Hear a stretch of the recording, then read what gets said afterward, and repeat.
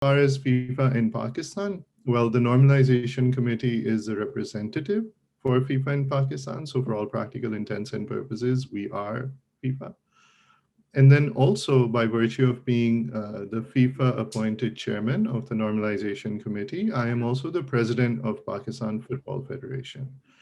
And there's only one Pakistan Football Exactly. Federation. So sorry to cut you off, but there's, just to clear it up for everyone else, there is a sort of a deliberate confusion within the domestic chat about football, where they're talking about the people who have taken over PFF as PFF, and they're talking about the Normalization Committee as the Normalization Committee. Even our sports board president Fahmida Mirza has used this jargon. So just want to clear it for everyone.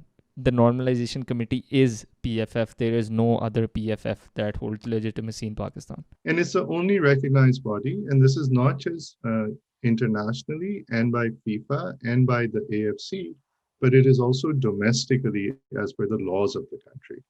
Sorry, sir. So domestically, as the laws of the countries, isn't their whole idea of legitimacy that they won the elections that were held by the Supreme Court of Pakistan? So can you sort of reconcile the 2 points? Yeah, so they claim, and they did, but those elections were never recognized by FIFA, and I'll come to that in a minute. Okay. But even, let's say domestically, they say, yes, we are. There is no mandate or term assigned to them, so they keep repeating 2022, but that's not part of the decision. The second, in the Supreme Court decision, it is very clear that the Supreme Court directed that for any further matters, you will go to your regulatory body, which is the FIFA. Yeah. The third important element in there is that the Pakistan Football Federation statutes, what we in generic terms call the Constitution, clearly says that if the executive committee has not met for a period of 12 months, it stands dissolved. So they say they're the executive committee. They met in September 2019, and then they met in March 2021. That's more than 12 months. They stand dissolved by their own accord.